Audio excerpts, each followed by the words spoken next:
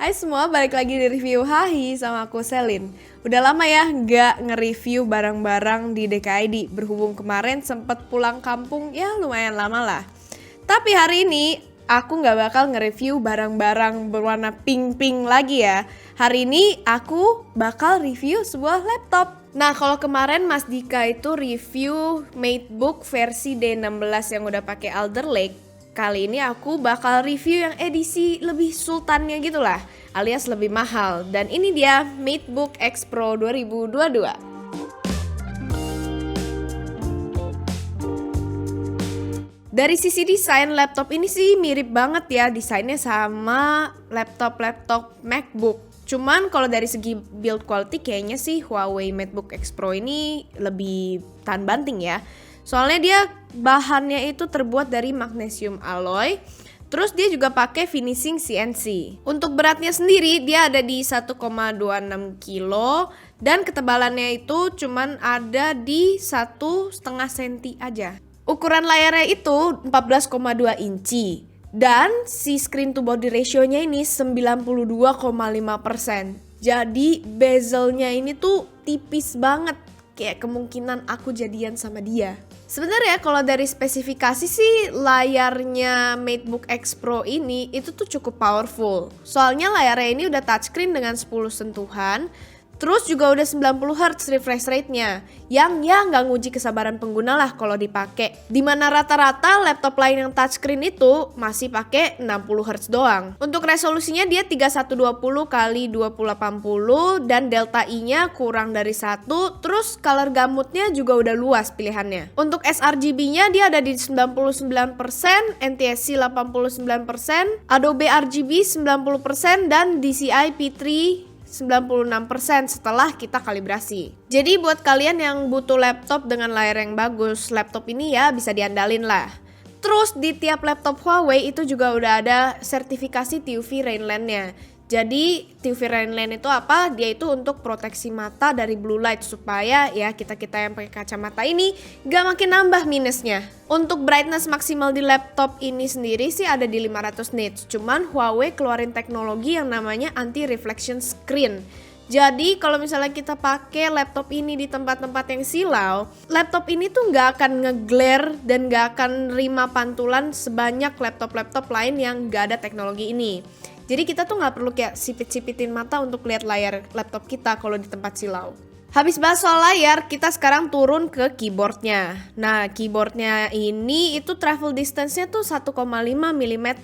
Ya lumayan nyaman lah kalau misalnya kita pakai buat ngetik. Terus feel-nya untuk keyboardnya juga tactical, bukan yang rata sama bodinya. Kalau aku pribadi sih aku lebih seneng yang tactical ya, karena lebih kerasa ngetik gitu. Untuk backlightnya sendiri dia ada 3 tingkat kecerahan juga. Terus di kanan atas dia ada fingerprint power button khasnya Huawei. Sedangkan untuk touchpadnya ini nih yang menurutku itu hal yang unik. Jadi ada 8 gestur yang bisa kita pakai sebagai shortcut di touchpadnya ini. Double tap untuk screenshot, double tap 2 jari untuk start screen recording, swipe ke bawah buat atur brightness, slide ke kiri atau ke kanan untuk cepetin atau mundurin waktu saat puter video ada audio, slide 2 jari ke kanan dan ke kiri buat buka notification center, tekan di kiri atas untuk minimize dan tekan di sisi kanan untuk close window atau close browser tab. Banyak banget kan? Mungkin ini saatnya aku ngomong slogannya Mas Mobi selama ini. Apple mana bisa. Untuk I/O portnya, Huawei juga nggak pelit. Di sebelah kanan ada 2 USB Type-C yang bisa dipakai buat charge gadget kalian. Dan di sebelah kiri ada combo audio port 3,5 mm dan 2 Thunderbolt 4. Yang bisa dipakai buat kalian colokin layar eksternal kalian atau GPU eksternal kalian buat yang butuh GPU performance yang lebih tinggi. Untuk Wi-Fi sendiri dia udah pakai Wi-Fi 6E dan Bluetooth 5.2. Untuk kameranya sendiri dia itu sama kayak D16, udah dipindah ke atas jadi angle-nya itu nggak aneh lagi. Dan untuk resolusi webcamnya dia ada di 720p. Nah kamera ini dipindah ke atas mungkin karena ada fitur face unlock dari Huawei. Jadi begitu kita buka laptopnya dia bisa langsung deteksi muka kita dan kita nggak perlu unlock pakai password lagi. Di MateBook X Pro ini dia juga udah ada fitur AI kameranya. Kayak fitur follow cam yang bisa ngikutin arah kepala kalian deteksi mata, dan yang banyak sekarang dipakai itu virtual background. Jadi kalau kalian meeting dari kamar yang berantakan, gak akan kelihatan lah berantakan background kita. Nah, yang menurutku paling berguna di fitur kamera ini, itu tuh fitur beauty bawaannya dia. Jadi kalau misalnya aku ke studio dan aku gak harus syuting, biasanya itu aku kucel. Tapi kan ya kalau misalnya brand ngajakin meeting dadakan kan gak enak ya kalau gak on cam. Jadi kalau misalnya kayak kita belum mandi, untuk menjaga kecantikan yang abadi ini kita bisa terbantu lah ya pakai fitur beauty-nya ini. Ngomongin soal audio, laptop MateBook X Pro ini udah ada 6 speaker yang dituning sama Huawei. Dan menurutku sih suaranya ya oke lah ya untuk laptopnya ini. Sekarang aku bakal setel salah satu lagu yang paling sering aku setel kalau misalnya aku lagi bikin skrip.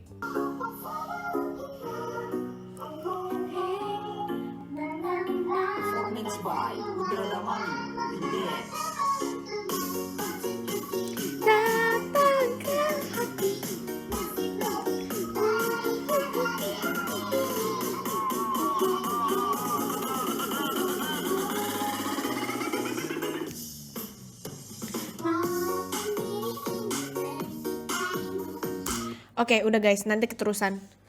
Ya, kalau menurutku sih suaranya ini bassnya enhance ya, tapi dia treble-nya itu juga balance, jadi harusnya kalau dipakai nonton film juga enak. Untuk mic-nya dia ada 4 mic dengan AI noise cancellation, dan seperti kalian yang bisa lihat, kayak aku juga lagi sekalian cobain kamera depannya, terus ini ada yang fitur yang otomatis ngikutin muka kita guys. Nah, ini itu hasil kameranya kalau misalnya beauty-nya di off. Sekarang kita coba nyalain beauty-nya. Jangan full tapi agak ngeri juga ya. Fullin aja deh. Biar kita tahu. Nah, kayak apa nih.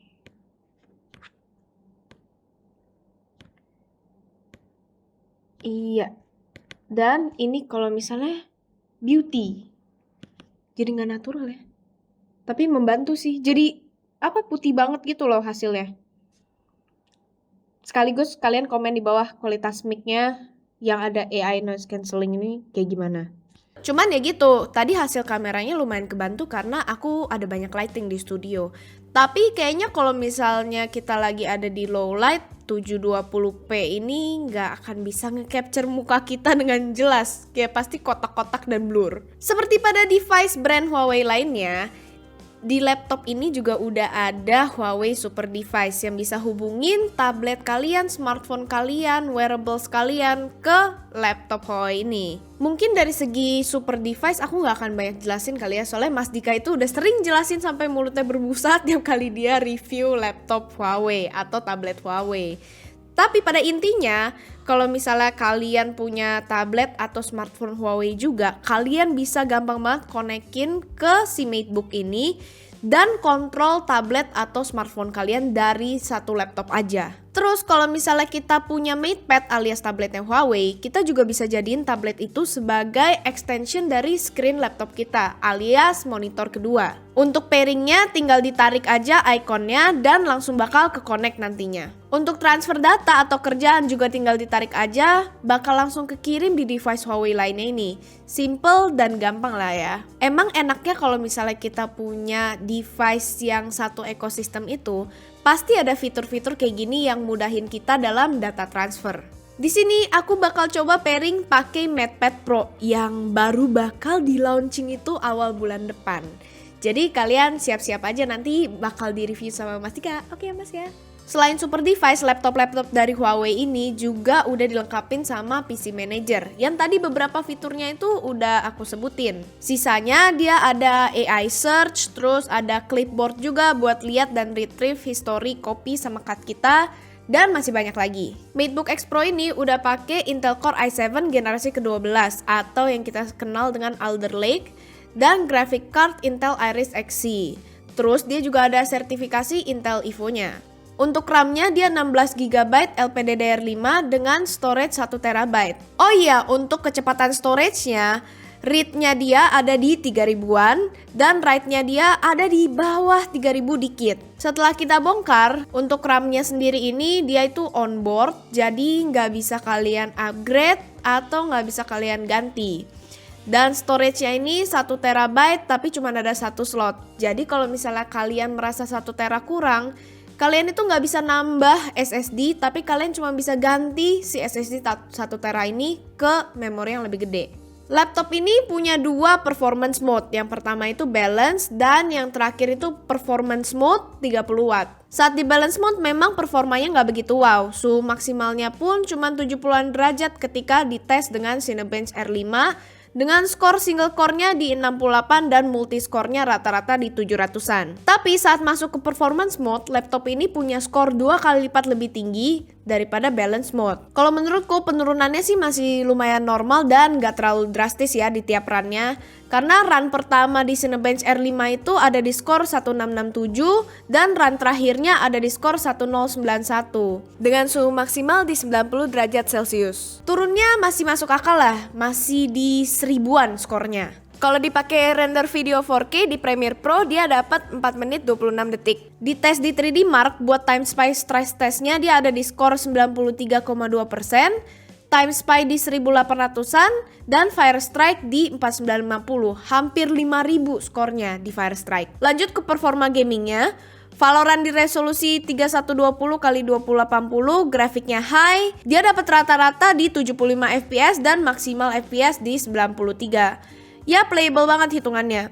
Untuk Dota 2 dengan resolusi yang sama dan grafiknya di fastest, dia dapat rata-rata fps di 140-an. Pas kita tes pakai game Genshin Impact di resolusi 1080p, dia dapat rata-rata fps di 60 fps. Jadi masih lumayan playable lah. Jadi kalau misalnya kalian main-main game yang mainstream kayak Valorant, CSGO, Dota, ya laptop ini tuh masih aman dan masih playable untuk dimainkan game-game ini. Tapi kalau udah masuk game-game AAA yang berat, mungkin kayak Assassin's Valhalla tadi atau GTA 5, ya kalian perlu mikir-mikir lah. Soalnya memang laptop ini ditujuinnya utamanya itu buat produktivitas. Terakhir yang bakal aku bahas itu soal baterainya. Baterainya ini 60 watt hour dengan chargernya itu 90 watt USB-C. Jadi ya udah universal lah kalau misalnya kalian bawa charger laptop MateBook ini, kalian juga bisa ngecharge handphone kalian atau tablet kalian yang udah pakai USB-C juga. Untuk pemakaian baterainya kemarin aku cobain sendiri untuk pakai kerja dari jam 11-an atau setengah 12 lah hitung sampai jam 5 sore, berarti 5,5 jam ya kurang lebih. Nah itu tuh dia turun dari 100% ke 30%. Dan habis itu aku pakai buat charge itu dari 29%, dia balik lagi ke 100% itu dalam waktu 1,5 jam. Dengan catatan waktu pemakaian tadi itu aku pakai buat buka dokumen PPT, terus meeting sebentar kayak sekitar setengah jam. Habis itu dipakai buat YouTubean juga sama browsing. Itu semuanya di brightness-nya penuh. Berhubung aku matanya udah 4, jadi kalau misalnya layarnya gelap-gelap itu tuh susah kelihatan. Sekarang ke momen yang paling ditunggu-tunggu yaitu harganya. Pasti nanti banyak dari kalian tuh yang komen kayak langsung tutup videonya begitu denger harganya. Iya memang harganya mahal banget guys. Buat MateBook X Pro 2022 Alder Lake ini ya guys ya, dia harganya ada di 33 juta kembali 1000 alias 32.999.000. Terus kalau kalian berharap ada nggak ya SKU yang lebih murah? Nggak ada guys. Dia cuma ada satu SKU dengan SSD 1 tera ini, RAM 16GB, Intel Core i7 Alder Lake itu cuma satu. Dan warnanya pun cuma satu, warna ink blue yang lagi kita review ini. Tapi seperti biasa, Huawei selalu kasih promo dan bonus-bonus yang ya membuat kita sedikit merasa senang lah ya. Kalau misalnya kita beli di masa pre-order. Buat laptop MateBook X Pro ini, dia itu dapat gratis Windows 11 Home, terus Office 2021 Home and Student permanen, terus kita juga dapat backpack, mouse sama modem Orbit yang sebulannya itu dapat 25GB selama 6 bulan. Jadi totalnya 150GB. Harusnya sih ya bonus-bonus dari laptop ini kalau dihitung nominalnya bisa nyampe ya 3 juta lebih dikit lah. Untuk link pre-ordernya seperti biasa bakal ditaruh di kolom deskripsi dan pre-ordernya ini tuh dari 27 Juli sampai 5 Agustus. Jadi ya marilah kita ngiler bersama melihat si Huawei MateBook X Pro ini. Kesimpulannya, laptop ini tuh banyak kelebihan buat aku yang sehari-hari tuh kerjaannya meeting sama brand, kontakan sama brand, kerjain dokumen-dokumen, dan semua itu bisa aku lakuin dari luar alias work from cafe. Nah, MateBook X Pro ini gampang ditenteng kemana-mana. Meskipun si casingnya ini tuh buat tanganku yang sering keringetan ya. Kayak dia tuh gampang nyeplak tangan kitanya gitu. Jadi kayak begitulah. Terus dia itu banyak fitur dan gestur yang ngebantu aku ya shortcutin biasanya hal-hal yang ribet kalau misalnya di laptop-laptop biasa. Plus aku juga orangnya males bawa mouse tambahan, jadi si touchscreen-nya itu ngebantu banget.